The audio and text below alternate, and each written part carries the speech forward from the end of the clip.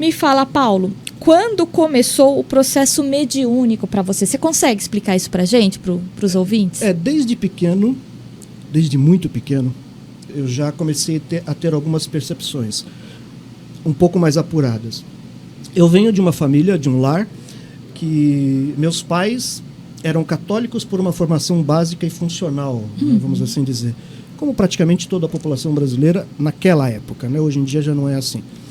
Mas só que eles eram muito não praticantes. Certo. Não é que era pouco, eles não praticavam nada. Só diziam que era... Era só de nome, né? Católico de nome. Eu fui batizado na igreja católica. O meu nome, Paulo, foi dado por um padre na igreja, inclusive, porque o meu pai era ligado ao Partido Comunista na época e queria me colocar o nome de Florestan, em homenagem a Florestan Fernandes.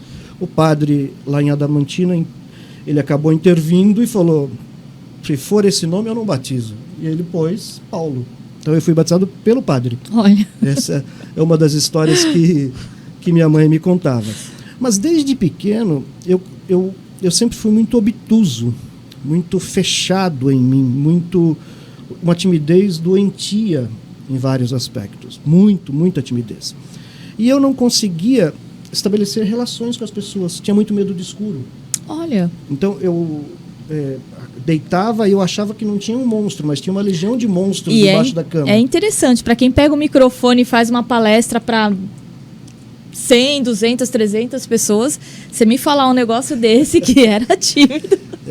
É muito interessante. Não, era uma timidez bastante doentia. No entanto, eu já desenvolvia uma série de percepções, como as tenho até hoje, que elas não eram explicáveis. E eu não tinha, pro bem e pro mal, com quem conversar. Por quê? Eu digo pro bem e pro mal porque minha mãe e meu pai, eles não tinham nenhum convívio com a espiritualidade, zero. Meu pai até uma época se dizia ateu, graças a Deus, né? Muito curioso isso. Mas a minha mãe de vez em quando buscava a igreja evangélica, esses caminhos. E eu, a partir do momento que eu comecei a ter percepções, ver vultos, ter a percepção de aura, ouvir algumas coisas, e com esse medo, com essa timidez, isso foi começando a me incomodar. E eu, num caminho solitário, comecei a buscar conhecimentos, comecei a buscar esse aprofundamento, que era expor, trazer para fora aquilo que me incomodava. Então, o primeiro passo que eu tive que fazer foi, para conseguir me expor, eu fui fazer uma escola de teatro. Ah, perfeito. Só com a finalidade de terminar com a timidez. Esse era o objetivo. Tanto que eu fiz por 6 meses, eu não queria atuar, né? Eu só queria me conhecer um pouquinho mais. E aí foi funcional.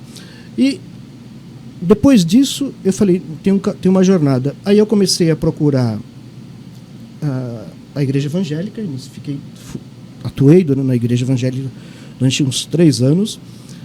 Aquilo não me bastava mais, aí eu comecei a buscar assuntos ligados ao espiritismo, frequentei a Federação Espírita de São Paulo, do Estado de São Paulo, durante quase 5 anos, e foi quando eu conheci, fiz curso de médium, atuei na mesa, enfim, tive vários desenvolvimentos muito fortes, e depois eu conheci a Umbanda através de pai Francisco Rivas Neto, Arapiaga, meu saravá, que é um médium, já não está nesse mundo, já fez a passagem, mas que foi um conhecimento profundo através da Ordem Iniciática do Cruzeiro Divino, na Água Funda, onde eu trabalhei efetivamente como médium durante 7 anos, e ali foi que eu encontrei o encaixe. Ali eu conheci Pai Malaquias, que é o meu mentor até hoje, que é o coordenador e escritor, através das canalizações desse livro, O Reino Místico de Deus. Então, esse é um resumo não muito resumido, né, desse ciclo, desse trabalho.